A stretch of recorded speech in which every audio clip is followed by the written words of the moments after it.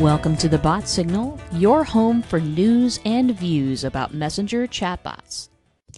Usually on this show, we talk about how to make your messenger bots as awesome as possible.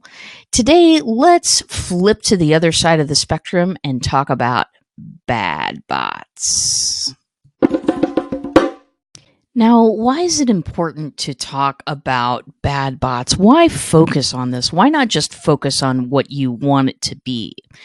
The answer is this: bad examples are sometimes the very best teachers. When I started investigating bots about a year ago is when I got into this. I signed up for a whole bunch of bots. I had good experiences and I had bad experiences. And sometimes the bad experiences taught me even more than the good experiences did. So today I'm going to go over 4 types of bots, 4 types of bad bots. These are signs that you can look out for in your own bots and write a better one. First bad bot we're going to talk about today, it's the OneNote bot, my friends. Me. Yes, we don't need any more of this in the world. This is a bot that every single time it wishes to contact you, the bot is telling you about what that company is doing now, or a new offer that is going on, or pay attention to me, pay attention to me, pay attention to me. This is another one of those conversations you would just leave at a party. This is another one of those conversations that's just not engaging enough for people to be able to join. And this is not the kind of it works for a little bit, but I will say that this is not a bot that people generally want to listen to for a long time. Remember, people look at that messenger icon and they open that message expecting to talk to someone they care about. If someone you care about, all they ever did was talk about themselves, you would transition into a different friendship. And so I urge you to look at the messages that you have going out, look at your broadcasts, and make sure that at least every 3-4 times it is not a conversation starter about what you're doing now, what your company is doing next, that it is a question that will engage the people that are subscribed to your bot, or a question or a conversation starter of some kind that is not just an offer. Next up, black hole bots. This is where there is no response to subscribers' attempts at questions or conversations, and there's no talk to human button. Basically, these bots are another variation of the me bot, the OneNote bot. It's just that it's a little bit more cleverly hidden. There's just no opportunity at opening a conversation with anybody. You write something in the bot, you ask a question, and 4 days later, there's still no response to that.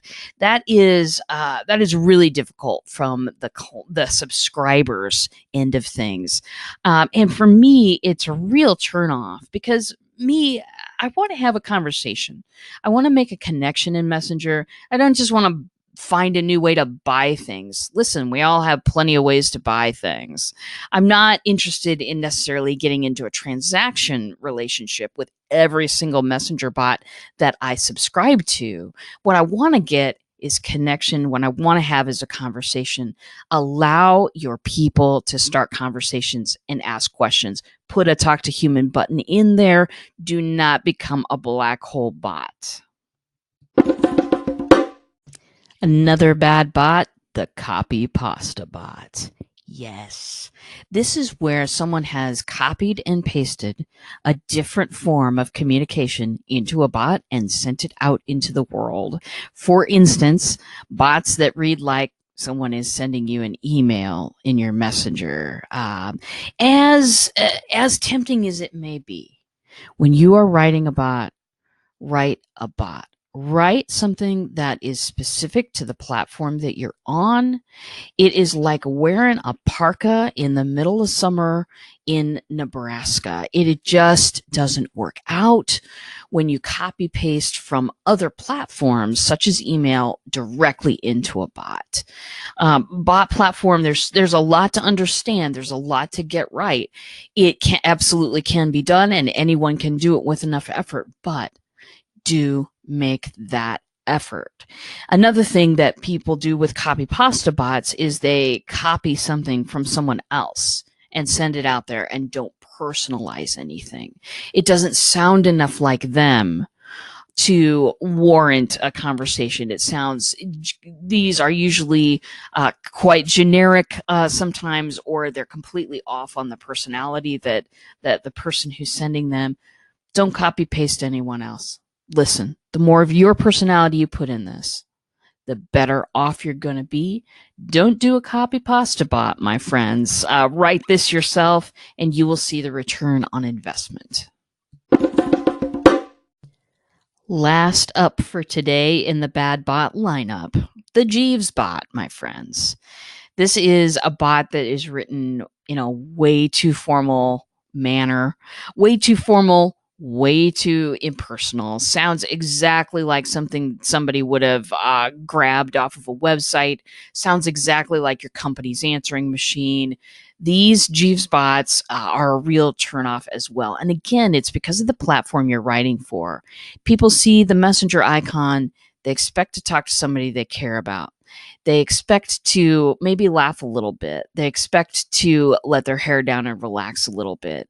If the bot talks to them like they're addressing somebody in Congress, then that is a definite and deep turnoff to people. And it's pretty immediate. You'll see a lot of unsubscribes if you write a Jeeves bot. So again, put yourself in there and make sure there's no formal language. Comb that stuff right out. Your bot subscribers will absolutely appreciate that if you do. And let's also talk about the consequences here. What are the consequences of writing these 4 bad bots? The OneNote, the Black Hole, the copy pasta, and the Jeeves. Consequences are first going to show up in the return on investment. You're absolutely going to get a small one. If you write one of these bots, people get turned off on it over time. And here's the thing, when folks unsubscribe, there's no asking them if there's a reason that there's unsubscribing. People just unsubscribe. They don't owe you an explanation. And a lot of times it's because people fail to engage your subscribers. So first of all, it's going to show up in your return on investment. You're going to look at your bot in 2-3 months and you're going to say to yourself, this isn't as cool as everybody says it is, and you're going to stop making an effort in there. So a little bit more effort up front in each of these situations will absolutely prevent this on the backside. Second consequence of writing these 4 bots. In extreme cases, when you write a bad bot, Facebook is going to mitigate that circumstance. You bet they're watching. You bet they're watching bots, and they are, if they get enough complaints, then they do check accounts, and then they will yank your worst consequence. They yank your Messenger account for your business page. Nobody wants this. Nobody wants this circumstance. And usually at this point, that's reserved for the worst offenders. But you don't want to get on Zucky's bad side. None of us do. And it is just as easy to make a little bit more effort on the front end, have a wildly successful bot, have some great conversations, and make some great connections out there. So avoid these 4 bots, and we'll talk to you again soon. Thanks for listening today. You can find full episodes of The Bot Signal on your favorite podcast player. And if you have the Anchor app, stop in, ask me a question, leave me a voice message, and I'll include it on my next show. If you're completely new to bots and you don't know what's going on there, visit me at checkoutmybot.com. Start a conversation with me. Take my free mini course. It's all available. Thanks a lot, and I'll see you in a bot.